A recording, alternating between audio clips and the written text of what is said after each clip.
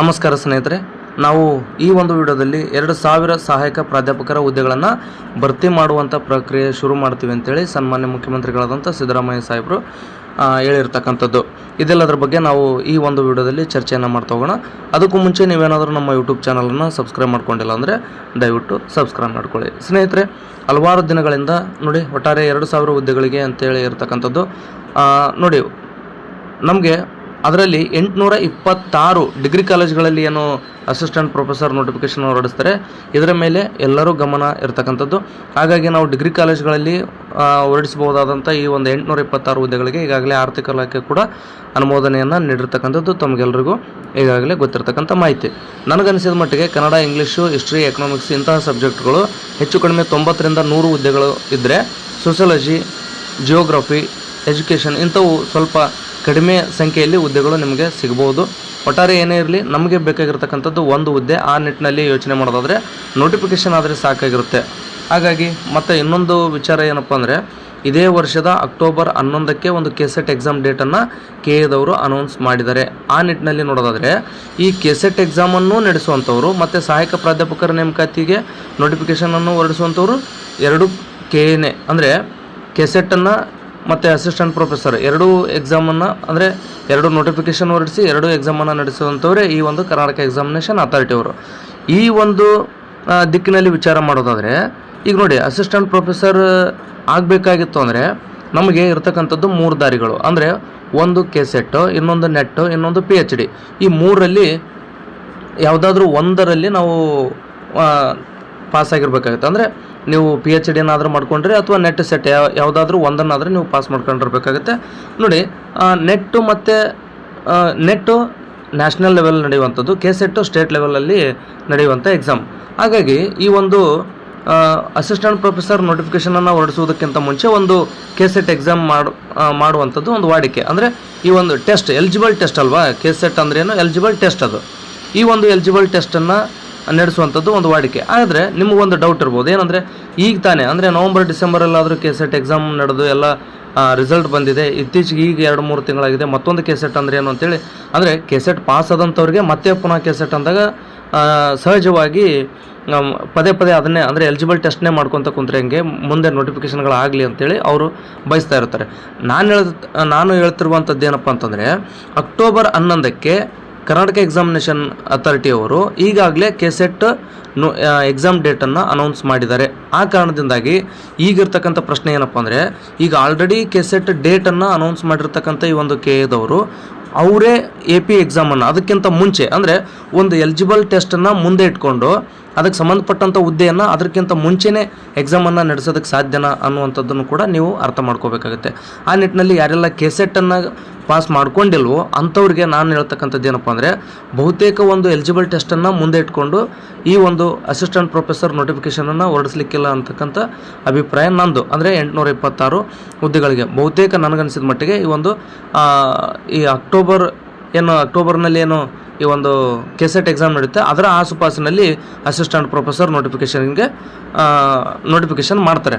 ಅಂದರೆ ಆಗ KSET result ಬಂದಾಗ ಅವರಿಗೆ ಅಲ್ಲಿ ಅಪ್ಲಿಕೇಶನ್ ಹಾಕೋದಕ್ಕೂ ಕೂಡ ಅವಕಾಶ ಸಿಗಲಿ ಅನ್ನುವಂಥದ್ದು ಉದ್ದೇಶನೂ ಕೂಡ ಆಗಿರುತ್ತೆ.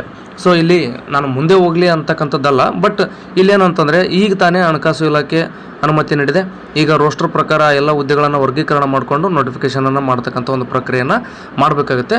ನನ್ನ ಒಂದು ಪ್ರಶ್ನೆ ಏನು ಅಂತಂದರೆ, ನನ್ನ ವಿಚಾರ ಏನು ಅಂತಂದರೆ, ಈಗ ಒಂದು ಎಲಿಜಿಬಲ್ ಟೆಸ್ಟನ್ನು ಮುಂದೆ ಇಟ್ಕೊಂಡು ಅದಕ್ಕೆ ಸಂಬಂಧಪಟ್ಟಂಥ ಹುದ್ದೆಗೆ ಎಕ್ಸಾಮನ್ನು ಹೇಗೆ ನಡೆಸ್ಬೋದು ಅಂದರೆ, ಕೆಎದವರು 1 ವರ್ಷ ಮುಂಚೆನೇ ಯಾಕೆ ಅಂದರೆ 1 ವರ್ಷ ಅಂದ್ರೇನು, ಜನವರಿ ಎಂಡ್ಗೇನೋ ಅದನ್ನು ಅಂದರೆ ಅಕ್ಟೋಬರ್ 11 ಕೆಸೆಟ್ ಎಕ್ಸಾಮ್ ಅಂತೇಳಿ ಅನೌನ್ಸ್ ಮಾಡಿದರು. ಸೊ ಇಷ್ಟು ಅಂದರೆ ಯಾವಾಗಲೂ ಅವರು ಆ ರೀತಿ ಎಕ್ಸಾಮ್ ಡೇಟನ್ನು ಮುಂದೆ ಕೊಟ್ಟಿದ್ದಿಲ್ಲ ಅನಿಸುತ್ತೆ. ಬಟ್ ಈ ಬಾರಿ ಎಕ್ಸಾಮ್ ಡೇಟನ್ನು ಅಂದರೆ ಕೆಸೆಟ್ ಎಕ್ಸಾಮ್ ಡೇಟನ್ನು ಮುಂಚೆನೇ ಅನೌನ್ಸ್ ಮಾಡಿಬಿಟ್ರು. ಆ ಕಾರಣದಿಂದಾಗಿ ಈಗ ಅದನ್ನು ಕೆಸೆಟ್ ಎಕ್ಸಾಮ್ನ ಅಕ್ಟೋಬರ್ನಲ್ಲೇ ನಡೆಸ್ತಾರೆ ಅನ್ನೋದಾದರೆ, ಈಗ ಮೇ, ಜೂನು ಅಥವಾ ಜುಲೈನಲ್ಲಿ ಈ ಒಂದು ಅಸಿಸ್ಟೆಂಟ್ ಪ್ರೊಫೆಸರ್ ನೋಟಿಫಿಕೇಷನ್ ಹೊರಡಿಸಿದರೆ ಕೆಸೆಟ್ ಪಾಸ್ ಆಗದೇ ಇರತಕ್ಕಂಥ ಅಭ್ಯರ್ಥಿಗಳು ಆ ಬಾರಿ ಅಂದರೆ ಅಕ್ಟೋಬರ್ನಲ್ಲಿ ಎಕ್ಸಾಮ್ ಬರೆದು ಕೆಸೆಟ್ ಕ್ಲಿಯರ್ ಮಾಡ್ಕೊಂಡ್ರೆ ಅಂದರೆ ಅವರು ಅಸಿಸ್ಟೆಂಟ್ ಪ್ರೊಫೆಸರ್ ಹುದ್ದೆಯಿಂದ ಹೊರಗುಳಿದಂತಾಗುತ್ತೆ. ಆ ನಿಟ್ಟಿನಲ್ಲಿ ವಿಚಾರ ಮಾಡೋದಾದರೆ, ಒಂದು ಈಗ ಏನಾದರೂ ಜೂನ್ ಜುಲೈನಲ್ಲಿ ಏನಾದರೂ ನೋಟಿಫಿಕೇಷನ್ ಅಂದರೆ ಈ ಒಂದು ಅಸಿಸ್ಟೆಂಟ್ ಪ್ರೊಫೆಸರ್ ಹುದ್ದೆಗಳಿಗೆ ನೋಟಿಫಿಕೇಷನ್ ಆದರೆ ಮತ್ತು ಆಗ ಅಕ್ಟೋಬರ್ 11ಕ್ಕೆ ಇದೇನು KCET ಎಕ್ಸಾಮ್ ನಡೀತೆ, ಅದರಲ್ಲಿ ಕ್ಲಿಯರ್ ಮಾಡ್ಕೊಂಡಂಥವ್ರಿಗೆ ಮತ್ತೊಂದು ಸಾರಿ ಅಪ್ಲಿಕೇಶನ್ ಹಾಕೋದಕ್ಕೆ ಅವಕಾಶ ಕೊಡ್ತಾರೇನೋ ಅಂತ ಅನಿಸುವಂಥದ್ದು. ಅಂದರೆ ಯಾಕೆ ಈ ಮಾತನ್ನು ಹೇಳ್ತಾ ಇದ್ದೀನಿ ಅಂದರೆ 2021ರಲ್ಲಿ ಅಸಿಸ್ಟೆಂಟ್ ಪ್ರೊಫೆಸರ್ ಹುದ್ದೆಗಳಿಗೆ ನೋಟಿಫಿಕೇಷನ್ ಹೊರಡಿಸಿ ಅಪ್ಲಿಕೇಶನ್ ಹಾಕೋ ಡೇಟ್ ಕೂಡ ಮುಗಿದೋಗಿತ್ತು.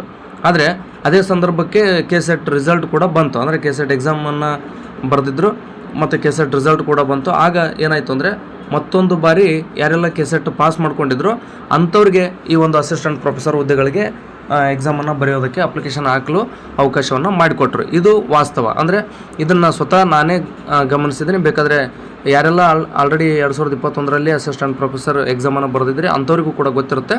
ಈ ಬಾರಿ ಹೊಸದಾಗಿ ಯಾರೆಲ್ಲ ಈ ಫೀಲ್ಡ್ಗೆ ಬಂದಿದ್ರಿ ಅವ್ರಿಗೆ ಈ ವಿಷಯ ಗೊತ್ತಿರಲಿಕ್ಕಿಲ್ಲ.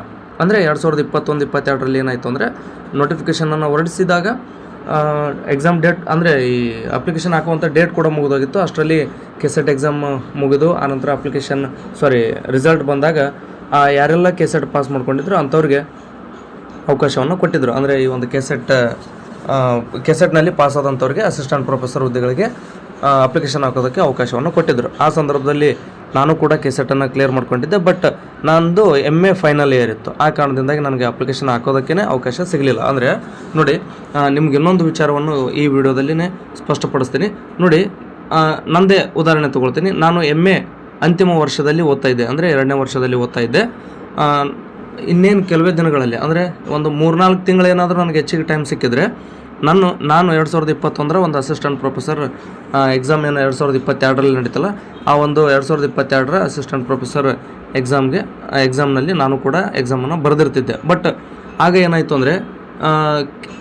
ಅಂದರೆ ನಾನು MA ಇರಬೇಕಾದ್ರೆ KCET ಎಕ್ಸಾಮನ್ನು ಬರೆದು KCETನ್ನು ಕ್ಲಿಯರ್ ಮಾಡಿಕೊಂಡೆ. ಆದರೆ ನಂದು ಅಂತಿಮವಾದಂಥ ರಿಸಲ್ಟ್ ಬಂದಿರಲಿಲ್ಲ. ಅಂದರೆ ಈಗ ನೋಡಿ, ಇಯರ್ ವೈಸ್ ಇದ್ದಂಥವ್ರು first year second year MA ಅಥವಾ ಸೆಮ್ ವೈಸ್ ಇದ್ದಂಥವ್ರು 4 ಸೆಮ್ ರಿಸಲ್ಟ್ ಕ್ಲಿಯರ್ ಆಗಿರಬೇಕಾಗುತ್ತೆ. ಅಂದಾಗ ಮಾತ್ರ ನಿಮಗೆ ಅಸಿಸ್ಟೆಂಟ್ ಪ್ರೊಫೆಸರ್ ಹುದ್ದೆಗಳಿಗೆ ಅಪ್ಲಿಕೇಶನ್ ಹಾಕೋದಕ್ಕೆ ಅವಕಾಶ ಕೊಡ್ತಾರೆ. ಮತ್ತು ಫೈನಲ್ ಇಯರ್ ಇದ್ದೀರಿ ಅಥವಾ ಫೈನಲ್ ಸೆಮ್ ಇದ್ದೀರಿ, 3rd ಸೆಮ್ ಇದ್ದೀರಿ ಅಂದರೆ ನಿಮಗೆ ಅವಕಾಶ ಕೊಡೋದಿಲ್ಲ. ನೀವು ರಿಸಲ್ಟ್ ಇವತ್ತೇ ಬರಲಿ, ಒಂದು ವೇಳೆ ನೋಡಿ ಅಸಿಸ್ಟೆಂಟ್ ಪ್ರೊಫೆಸರ್ ನೋಟಿಫಿಕೇಷನ್ ಆಗಿದೆ ಅಂತ ನೀವು ಭಾವಿಸಿ ಇವತ್ತೇ ಅಪ್ಲಿಕೇಶನ್ ಹಾಕೋದಕ್ಕೆ ಲಾಸ್ಟ್ ಡೇಟ್ ಇದೆ, ಸಂಜೆ 11 ಗಂಟೆವರೆಗೂ. ನಿಮಗೇನಾದರೂ ಮಧ್ಯಾಹ್ನದಲ್ಲಿ ರಿಸಲ್ಟ್ ಬಂತು ಅಂದರೆ ನೀವು ಅವಕಾಶ ಇದೆ, ಅಪ್ಲಿಕೇಶನ್ ಆಗ್ಬೋದು. ಆದರೆ ಆ ರೀತಿ ಆಗೋದು ರೇರು. ನಿಮಗೆ ಉದಾಹರಣೆ ನಾನು ಕೊಡ್ತಾ ಇದ್ದೀನಿ. ಅಂದರೆ ಅದರ ಅರ್ಥ ಏನಪ್ಪ ಅಂದರೆ ಈ ಒಂದು ಅಪ್ಲಿಕೇಶನ್ ಆಗ್ತಕ್ಕಂಥ ಸಮಯ ಏನಿದೆ ಅದರ ಒಳಗಡೆ ನಿಮ್ಮ 4 ಸೆಮ್ಮಿನ ರಿಸಲ್ಟ್ ಕ್ಲಿಯರ್ ಆಗಿರಬೇಕು. ಅಲ್ಲಿ ನೀವೇನಾಗುತ್ತೆ ಅಂದರೆ ಮಾರ್ಕ್ಸನ್ನು ಎಂಟ್ರಿ ಮಾಡಬೇಕಾಗುತ್ತೆ. ಆ ಕಾರಣದಿಂದಾಗಿ MA ಕೂಡ ಕಂಪ್ಲೀಟ್ ಆಗಿರಬೇಕು, KCET ಕೂಡ ಕ್ಲಿಯರ್ ಆಗಿರಬೇಕು. ಮುಂದೆ ನನಗನ್ಸಿದ ಮಟ್ಟಿಗೆ ಅಕ್ಟೋಬರ್ನಲ್ಲಿ KCET ಎಕ್ಸಾಮನ್ನು ಮುಂದೆ ಇಟ್ಕೊಂಡು ನೋಟಿಫಿಕೇಷನ್ ಮಾಡ್ತಾರೋ ಇಲ್ವೋ ಅನ್ನುವಂಥದ್ದು ನನಗೂ ಕೂಡ ಸ್ವಲ್ಪ ಡೌಟ್ ಇದೆ. ಏನೇ ಆಗಲಿ ನೋಡಿ, ನನಗೇನು ಮುಂದೆ ಹೋಗ್ಬೇಕಂತೇನಿಲ್ಲ. ಯಾಕಂದರೆ 2021ರಲ್ಲೇ ನನಗೆ ಅವಕಾಶ ಮಿಸ್ ಆಗಿದೆ. ನಾನು ಈಗಲೂ ಕೂಡ ಈ ಒಂದು ಅಸಿಸ್ಟೆಂಟ್ ಪ್ರೊಫೆಸರ್ ಹುದ್ದೆಗಳಿಗೆ ಎಕ್ಸಾಮನ್ನು ಬರೆಯೋದಕ್ಕೆ ನಾನು ಕೂಡ ಉತ್ಸುಕ ಆಗಿರ್ತಕ್ಕಂಥದ್ದು. ಆ ನಿಟ್ಟಿನಲ್ಲಿ ವಿಚಾರ ಮಾಡಿದ್ರೆ ನೋಟಿಫಿಕೇಷನ್ ನನಗೆ ಇವತ್ತಾದ್ರೂ ಕೂಡ ನನಗೂ ಕೂಡ ಖುಷಿ ಇದೆ. ಬಟ್ ನಾನು ಹೇಳ್ತಿರ್ತಕ್ಕಂಥ ವಿಚಾರವನ್ನು ಅರ್ಥ ಮಾಡ್ಕೊಳ್ರಿ.